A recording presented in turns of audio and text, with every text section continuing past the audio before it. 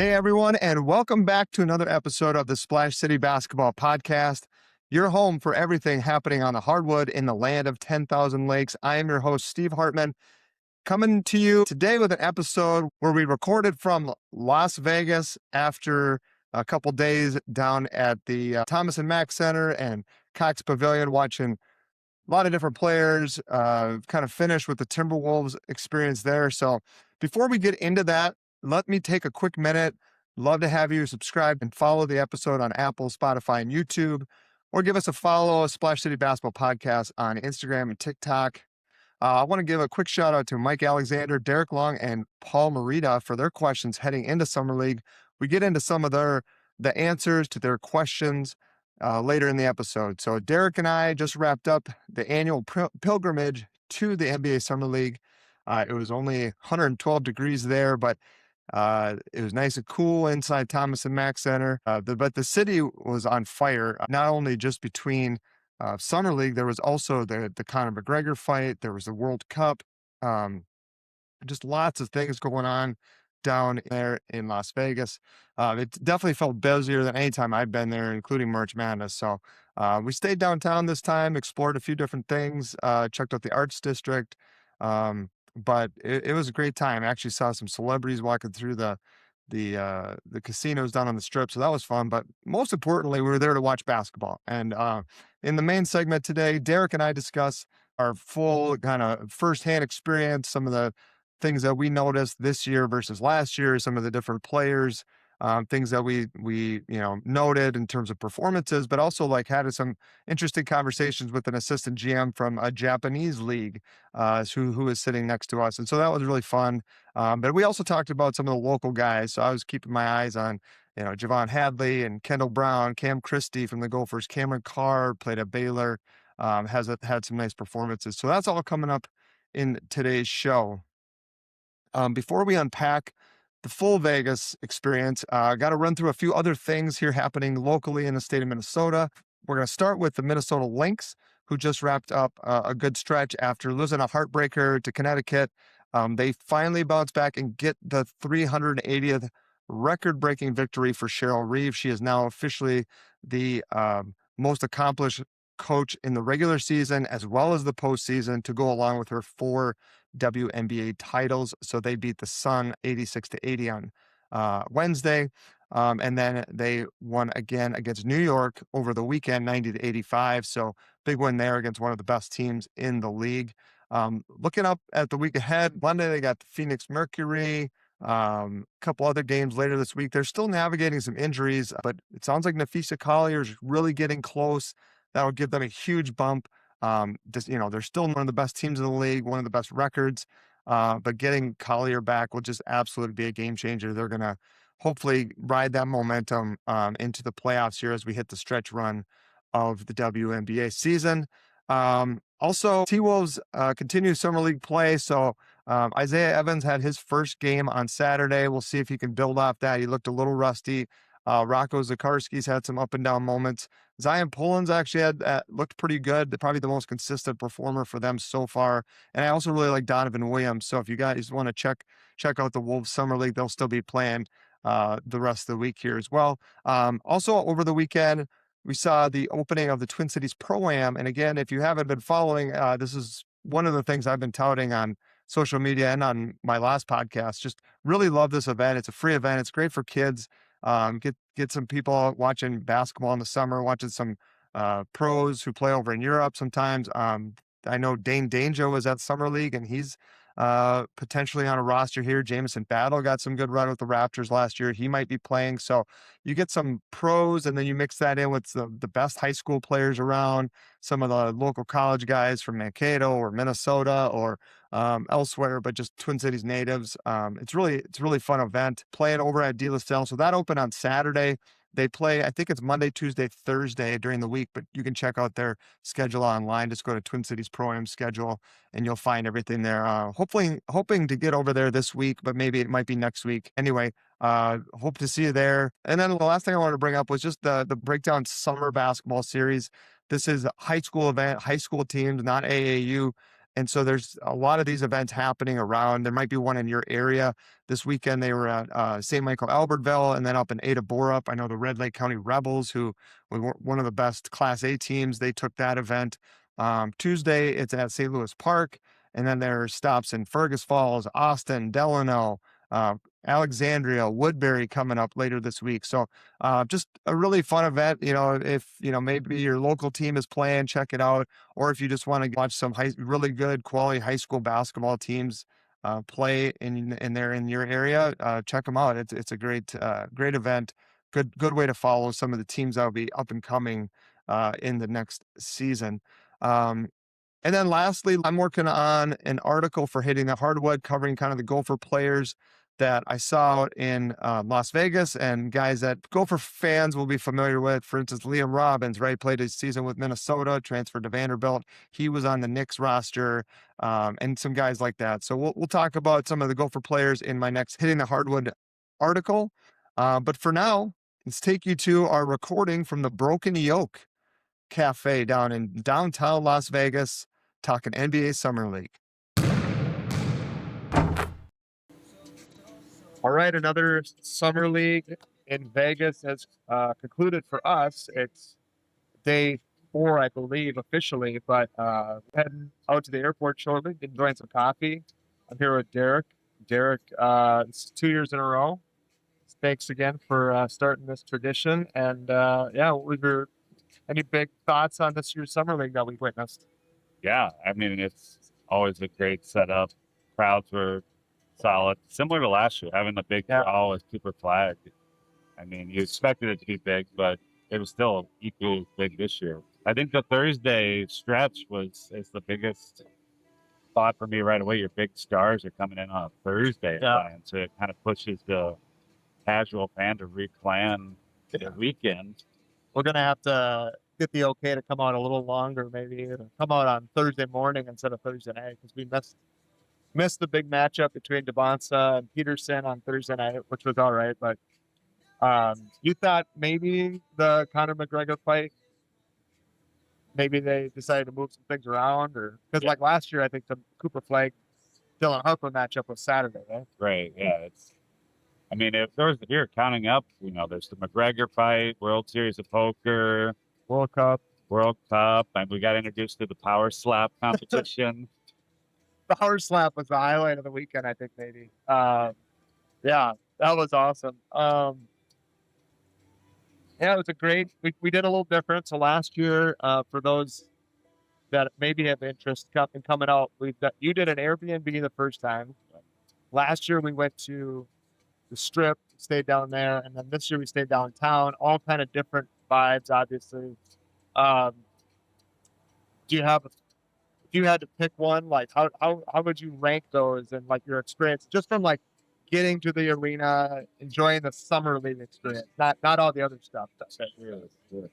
I would say getting to Summer League, they're probably even because all of them you got to take a cab. I guess the Airbnb we were able to walk, which was kind of unique. Like you walk out of the stadium and instead of waiting for all the cabs, you're gonna start hoofing it home. But in 99-degree heat, being outside for just a little bit is too much. Was it cooler that year that you were there? Because it's been 110, 112 this week that we've been here. So yeah, anything is impressive. We're not walking very far. Yeah. One morning we walked a mile. Wasn't even a mile to get coffee. And it was like, oh my God, 9 a.m. to 8 a.m. and it's just brutal. I think what makes this year unique is just that we branched out into different areas. Going to the arts district, which I assume they had an arts district, but never been, and I thought that was impressive. Yeah. So it's just breaking your norms, finding new stuff. Yeah. I think those are the big pieces. Yeah, it's different vibes. Obviously Fremont is different than the Strip, but it was fun. We got to experience it all, though. Spent a little time down there last night. And, the buzz with all these events going on was crazy.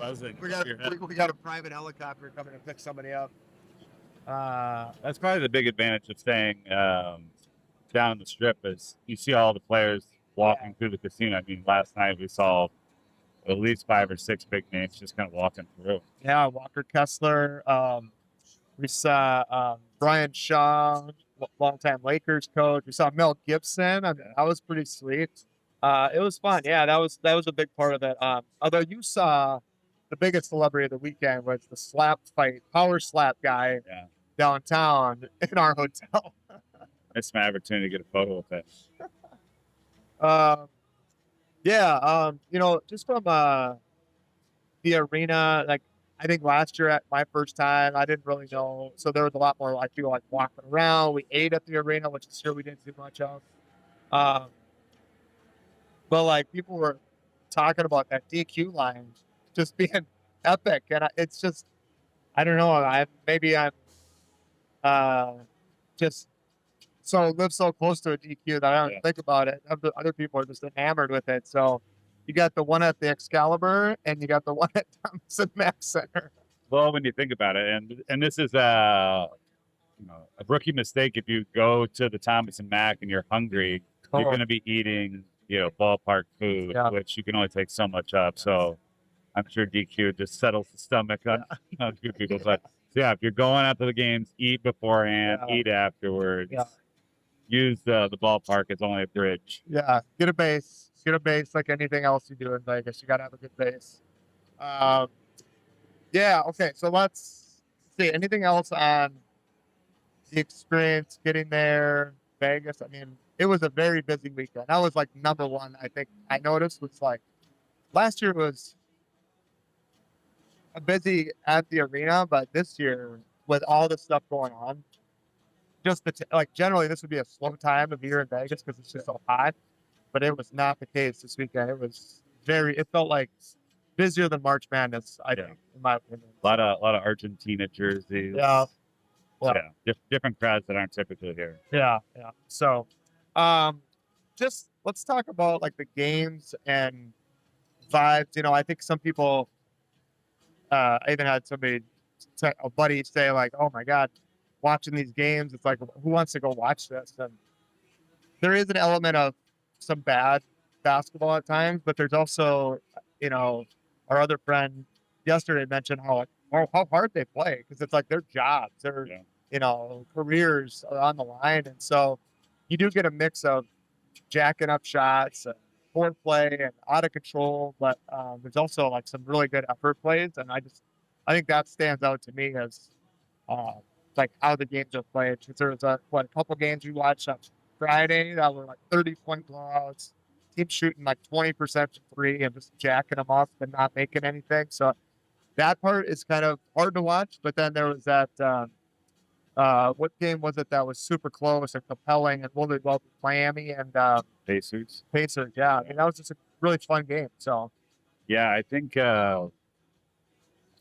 when you have like your stars watching and they're cheering on these young guys and they're fighting for a job and they're fighting for a paycheck. Yeah. I mean, we saw blood on the floor during a game. So, I mean, that just shows like everyone is an athlete. Everyone can do something at the highest level. And just to see them pushing themselves or extending for a dunk or a block when normally maybe they wouldn't. You have to kind of be in person. Like watching it on TV, like bad shooting and stuff is kind of boring. But if you're in person, you can see the work. It definitely adds to it. Yeah. Reader or a listener question from Derek Long. He was asking about the coaching, how much coaching happens because it does, they don't practice a lot ahead of time. A lot of these guys won't play together for much longer. And so like, are they able to run anything? And what I took away from watching these two games, because I was watching specifically some of that, after timeouts, you definitely notice some set plays. Cool. And they do execute those for the most part. In the flow of the game, there just isn't a lot of that.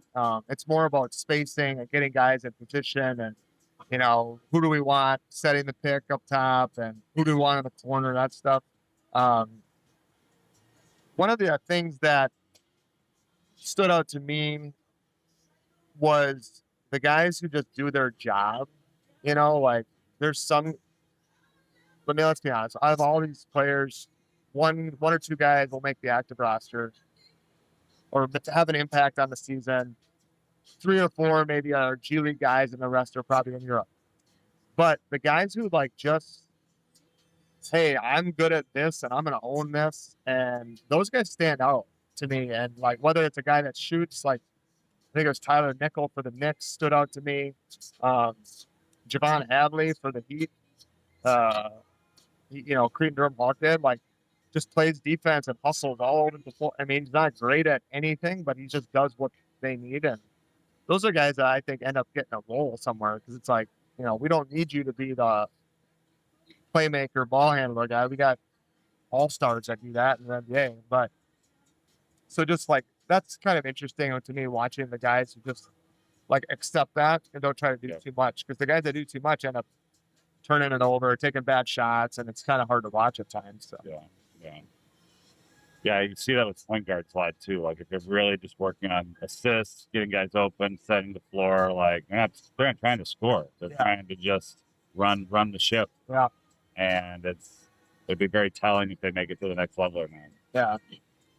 One thing I wanted to bring up, because I noticed it during the season last year a lot with Wemby specifically, because his arms are so long.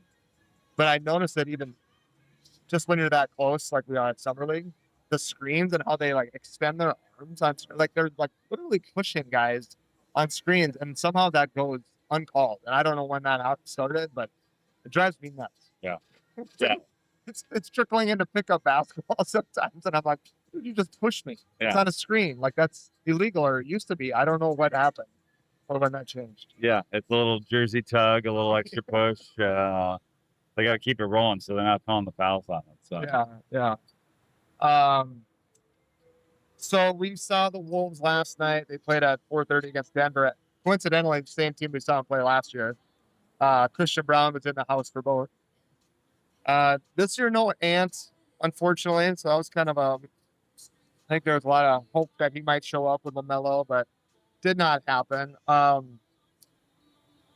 don't know if you have any big thoughts on the Wolves team and how they looked. They didn't play. It was close till about the end of the third quarter. The fourth quarter, the Nuggets just kind of blew them out. But any thoughts on the Wolves after watching them yesterday? One guys, Isaiah Evans or Rocco Zakarski?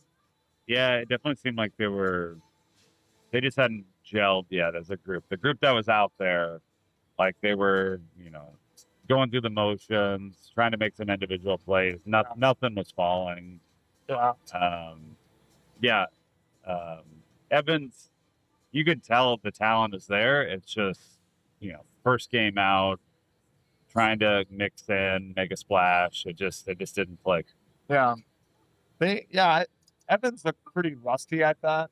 You could tell then, like later, he's trying to get a shot just to get going, and he didn't look particularly great. I still am, like, being a Duke fan, I watched him play the last couple of years, and he has gotten a lot better off the bounce. Like, he will take it to the basket more. He had a couple of good drives. One I think he missed, but it was pretty good drive. So, like, that encourages me that he's not just going to be a stand and shoot guy. But, flat shot looked flat. Looked a little like maybe just not in the flow. Hasn't played maybe a lot. He just practiced on Friday, I think, for the first time. So because the trade didn't go through until then, so then he couldn't practice. So Rocco Zakarski, I don't know. Just he's young, so you're giving up some time, but he's got some work to do. I think he had 9 points, 6 boards, 4 turnovers, only shot 3 of 11. Still just a project. I mean, we drafted him and Baron J last year, and Baron J looks ready to contribute a lot. Zakarski's just not quite there yet. Yeah, he can just keep getting him ready for it. Yeah. That'll be a sparring partner. We should note that we did not see Baron J play. They played on Thursday before we arrived in town, and Baron J played really well on Thursday and then didn't play Saturday, so we didn't get to see him. Santos was kind of a bright spot, I'd say, for the Wolves. Okay. Made some threes, and then Donovan Williams had some highlight dunks, man. Like, if he is in the paint, he is going to hammer it. That was... Yeah, he had at least 2 or 3 of them. Yeah, just really explosive athlete, man. On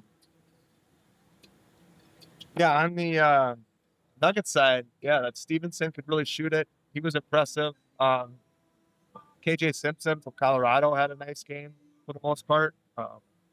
And they kind of just took it to the Wolves in the second half. And game, but big guys got more physical. That was a very physical game. That was the other thing that stood out. I think Tate said it. I mean, just how physical the game was. Yeah. A lot of them. Like, they're just like we were saying, the guys are just, this is their livelihood, man, and they're laying it all on the line. Enrique Freeman, huge gash, and that was one of many physical plays, but yeah, just tough. So, what about other guys that we saw over the last couple days? Any standouts or guys that you thought was really impressive? We saw Caleb Wilson and Boozer. Saw Mikel Brown. I thought that was probably the most intriguing. To be like those guys are going to play in the league a long time. Yeah. Just the stature that Boozer brings in. I mean, he looks like a well-oiled NBA machine already. So he'll be in the league for a while. That'll be fun. And the Bulls team is kind of a young talent. They had a lot of their teammates there trying to support. So I mean, they're in a rebuilding mode. But yeah, they're going to rely on these young guys to make an impact early and try to establish them. Yeah. I feel like Caleb Wilson has the potential to be the second best player in this draft. Yeah. Like he is impressive. Athletically he is, but like I was kind of like not sure of his outside shooting, and he looked really comfortable. He's got a nice shot when he's set. He had a couple like really tough threes in that game. I think he had like 35 points. Yeah. And he was awesome. You pointed out, I think it was you pointed out how thick Boozer is, like his waist and down. God, he's got tree trunks, just huge. This looks like an NFL linebacker. But yeah, I guess one thing with Williams, I think he made a dunk and then ran down and made a block on the other end. I was like, that's a good hustle from a top 10 pick. Yeah, I think he's mentioned that like in interviews, like he calls himself kind of a dog. Like he is like works hard and he's gonna get after it. He's not gonna take any plays off. Really. Yeah, that was impressive. That block was crazy. I really like Mikel Brown Jr. for the Nets. I think he looked probably like the best point guard we saw. I mean, I think when we were watching, he reminded me of having watched Dillingham last year. What we kind of thought Dillingham might be, but he's 4 inches taller and he's stronger and he's a way better shooter. Yeah. And you're like, he's just as shifty, but he's got all this other stuff. He looked awesome. You could tell his confidence was high. It did not seem too big for him by any means. He looked just to be having fun and flowing with it. So it's like, all right, if you can put off that vibe right away, then that's a good sign. Yeah. And I mean, they're going to have Julius Randle and Michael Porter Jr. and him. I mean, I don't know what else they're going to have. So he's going to have opportunities for sure. Other guys that were impressive, I'm trying to remember if there's anything that stood out, but I was excited to watch a little bit of the Hawks last night. Kingston Flemings was playing, and didn't see a ton from him, though that was a pretty good game as well. It kind of came down to the end, but Lakers, I mean, they had the guy that looks like he's 40, so that was fun. I wasn't trying to rip on him. I mean, it's just wild to see a fully bald guy at Summer League. Yeah, the classic, balded top, action on the sides. Looks like he could work in your data team at he's gonna crush some pickup or YMCA leagues. I mean, he's that guy. You could tell. Don't even remember his name, so that's sad. But let's talk a little bit about. We'll get to some of local Twin Cities players, but you were talking to a woman sitting next to you who was an assistant GM for a Japanese team, or a league, right? Or a team in a Japanese league. It's interesting conversation. I wasn't listening, so you got to tell me what. It's it just highlights the international presence that certain countries are trying to build.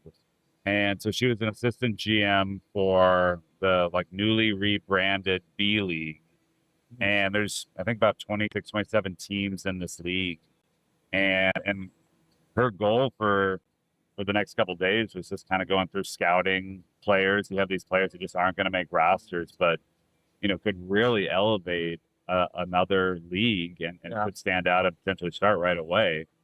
And they can, entice people to come over and take a big contract to where they're might have to give up on the NBA dream, but they can keep playing basketball. They can get paid, and that's a choice I think a lot of these players have to make: is which route do you want to go? But doing a quick glance at the website for this B League, it's like the branding looked good. Some of the team names were interesting. I was like, all right, I mean, I would get down to the Japanese basketball jersey. That could be kind of fun, and just to see the presence there. And I think she really wanted to see Yuki and see him playing, and he's just a fan favorite. So I think these leagues are going to continue to build up, continue to give so many of these kids opportunities. But yeah, like there's not. I don't think there's an assistant GM pass you can buy. So she had an agent pass on to just get out and mix it up. So yeah, that's cool. Those are like cool stories that this has really become, Summer League has kind of become like an annual like basketball event, not just NBA Summer League. It's just, there's college coaches, there was EYBL tournament in Vegas this weekend. There's youth tournaments in Vegas. So there's just like a ton of people related to the game. And it's just interesting to talk to people like that. You talked about Yuki Kawamura, who's fan favorite at Summer League. He was last year too. He's an exciting player. He's actually really fun to watch. He's 5'7". He was playing on the same team as Braden Smith and Taman Lipsey. So this 3-point guard thing in Indiana. But your buddy is a scout with the Pacers, and you brought up Yuki to him, and then he's talking about, oh, you got these other guys that we're looking at too, and it's just it's a good reminder. I think we were talking about this earlier, how what the fans love to see and get excited about is not what these teams do, right? Like he's like, yeah, that's cool, but yeah, and this is where when you work for an organization and you understand how it's structured, everybody has a role on the staff as well, and they have specialties where you focus on just building the current team or just looking for future players. So then the pieces, people that focus on contracts, when is that going to be up? If there's an expansion team coming in, are they going to lose people to the expansion draft? Right. So there's so much planning and strategy that goes into like the long-term health of a team that, as a casual fan, it is well beyond your viewpoint. So I think a lot of their focus would be on players. I'd be like, oh, he was, good. And to your point earlier, where it's like they do a certain role or they specialize somewhere where maybe that's a deficiency within a team. And it's like, yeah, that makes a ton of sense. Why you would keep him and not a fan favorite guy or something like that. Yeah. It is fascinating. Like, they have to think so far down the road, but there's all these other variables that come into play. And it was interesting because last year we saw him at Summer League after coming off finals appearance against the Thunder. And then this year it kind of blows up because of Halliburton's injuries, and they lost, Miles Turner and whatever. But Pascal Siakam was there. Who was sitting next to him? They had like 2 or 3 of the better players, Pacers, at the game, and going nuts when, for Yuki and stuff like that. So like, it's just, they're going to have Halliburton back. The Pacers are going to be right back in the mix, in the East. I think that was an interesting thing last year, seeing the Pistons game and how the whole team was there cheering on these younger guys.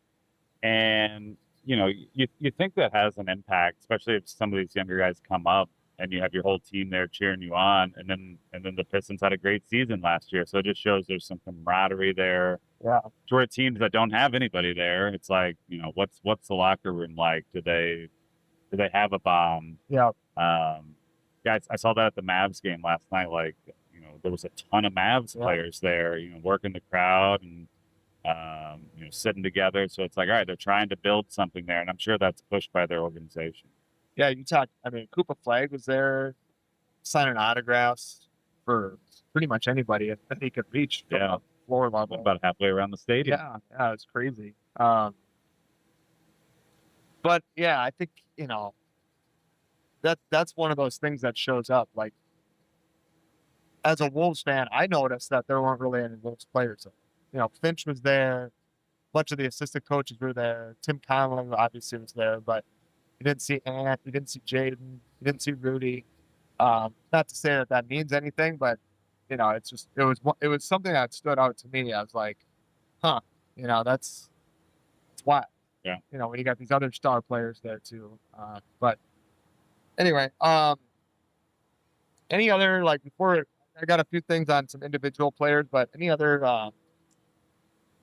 trying to think of what else we experienced while we were there, things that stood out. I mean, we didn't talk about Papa Shot this year, but It still had a presence. They weren't really pumping it as hard as last year with like a ESPN right. Qualifier. There were definitely more activations with sneaker cleaning and custom sweatshirt builds. Well, and I think, you look at the NBA experiences and what they offer, and I think it probably ebbs and flows on, when they can pull in NBA talent to have them come in town. I'm sure logistics is very tough to manage, but I don't know. It's going to be something to keep an eye on the next couple of years. If they add an expansion team in Las Vegas, like, that just seems like a unique opportunity to really expand and blow some things out with Summer League and making it just extra fan friendly. Yeah. I don't know what the timeline is for expansion, but the one cab driver we had that seemed pretty knowledgeable brought up that they were going to name them the Jacks. Yeah. Which was interesting because, the WNBA team is the Aces, so you got the Jacks. Can't be the Kings. No. So you got the Jacks. So I don't know if that's breaking news or if that's well known. Sounds legit, yeah. But yeah, that's kind of cool. Let's see what else. Let's look at a few players. So just, I was kind of keeping tabs on some local guys and how they were doing. Javon Hadley probably got the most run. Cretin Hall, Colorado, Louisville player. He's one of those guys that to me was kind of like the epitome of doing your job. He is not scoring 15, 20 points a game. He's going to get you 8. He's going to get you 5, 6 rebounds. He's going to get you 4 assists. He's going to play awesome defense. He got in a lot of switches. He was kind of playing that 3-4. And, just really impressed with him, as a role player. Kendall Brown from Eastridge played at Baylor. He also played for the Heat. He did a few things. He's one of those guys that gets off the bus and you're really impressed. But he doesn't do a ton in impacting the game. But cool to see him there. So 2 guys from the East Metro playing in that game. Didn't see Trey Holloman get on the floor. Didn't see Dawson Garcia on the floor. Former Gopher and Vanderbilt player Liam Robbins played a little bit for the Knicks. Nothing super impressive from him. And let's see who else. Oh, Trey White from Kansas. I was really impressed with. I thought he looked really good and has good size. Shot the ball pretty well, and he plays great defense. So he was a good player at Kansas. Played at Illinois before that. He was impressive. Cam Christie played. We did see Cade Tyson. Now, I was shocked he didn't make a summer league team, but we did see him last night as well, walking through one of the hotels. So he's around, probably trying to get a spot, trying to get added to a roster somewhere. Another guy that I was impressed with that local Twin Cities, Minnesota folks would know is Cam Carr, son of Chris Carr, former Timberwolf, who still does some training in the Twin Cities. Cameron, playing for the Lakers. He's just he was a guy that the Wolves were at 28. I was super excited for, but I think he went earlier. Just 6'7" wing, explosive scorer. So he's looked pretty good too.